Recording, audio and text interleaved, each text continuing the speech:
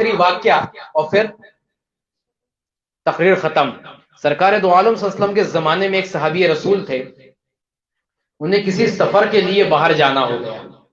بڑے غور سے سنیں، مرد کا اور عورت کا مقام کیا ہے اور پہلے کی عورتیں کیسی ہوا کرتی تھی۔ انہیں کسی سفر میں جانا ہوا تو انہوں نے اپنے عورت سے، اپنی جوزہ سے، اپنی بیوی سے کہا کہ میں فلاں دن کے لیے، اب اس ٹائم گاڑی گھوڑا تو نہیں تھے، سفر میں نکلتے تھے، کب جا رہے ہیں کب آ رہے ہیں، کوئی وقت متعین نہیں رہتا تھا۔ تو انہوں نے اپنی جوزہ سے کہا کہ میں سفر میں جا رہا ہوں، جب تک میں لوٹ کے نہ آ جاؤں تم گھر سے باہر قدم نہ رکھنا، گھر سے باہر نہ جانا۔ آج ہماری عورتیں ہیں کہ بس خوابن ادھر نکلا کام دھام میں، یہ سج دھج کے باہر نکل جاتی گھومنے پھرنے کے لیے، ٹائم معلوم ہے مرد آئے گا پھر واپس آ جاتی ہے۔ ایسی عورت پر فرشتوں کی لعنت ہوتی ہے۔ کہیں جانا ہے تو اجازت لے لینا، مرد اتنا سخت بھی نہیں ہے کہ اجازت نہ دے۔ تو وہ دور دیکھو، سرکار کا دور تھا، مرد نے اتنا کہہ دیا کہ جب تک میں واپس نہ آ جاؤں تم گھر سے باہر نہیں جانا میری اجازت کے بنا۔ اب وہ 2 منزلہ گھر تھا، اسی گھر کے نیچے اس عورت کے والدین رہتے تھے۔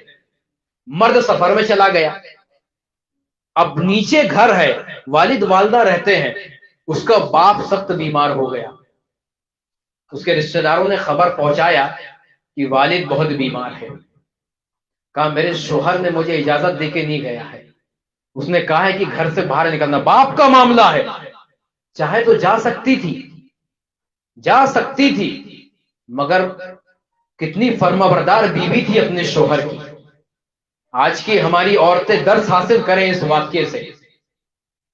کہا میرے شوہر کی اجازت نہیں، کہا گیا گھر سے باہر نہیں نکالنا۔ کچھ وقت گزرا کہ اتنا سخت بیمار ہو گئے کہ نزع کی حالت ہو گئی۔ پھر خبر گئی، کہا تمہارا باپ مرنے والا ہے، اب تو دیکھ لو۔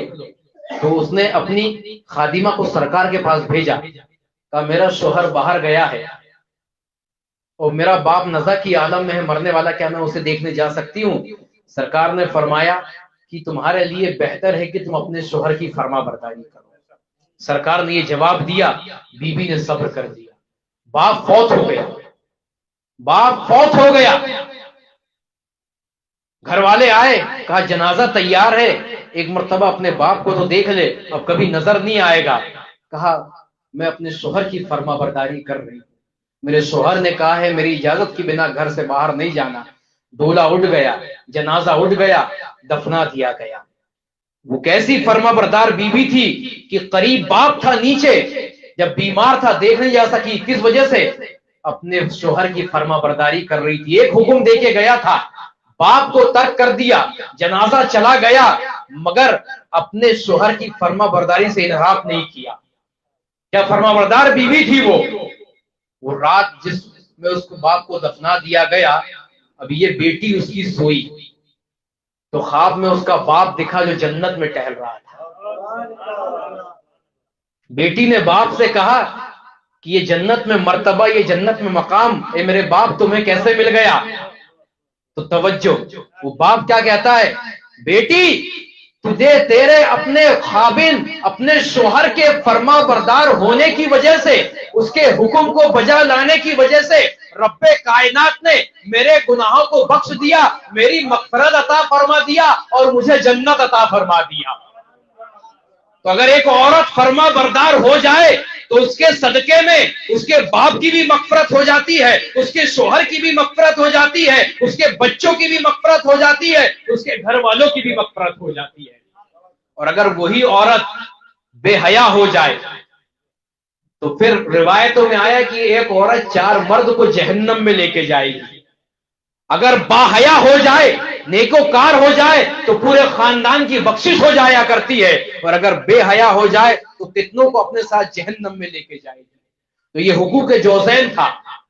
یہ میں نے کچھ سرکار دو عالم صلی اللہ علیہ وسلم کی تعلیمات آپ تک پہنچائی ہے، تو اس پہ عمل کریں کہ ہمیں اپنی بیوی کو کیسا رکھنا ہے اور پھر بیوی بھی دیکھے کہ ہمیں اپنے شوہر کو کیسا رکھنا ہے۔ رب کائنات ہمیں کہنے سننے سے زیادہ عمل کی توفیق و رفیق عطا فرمائے، اپنے پیارے محبوب کی پیاری پیاری سنتوں پر عمل کرنے کی توفیق و رفیق عطا فرمائے۔ یہ قصہ لطیف ابھی ناتمام ہے، جو کچھ بیان ہوا آغاز باب تھا۔ وما علینا الا البلاغ، وآخر دعوانا ان الحمد للہ رب العالمین۔ استغفر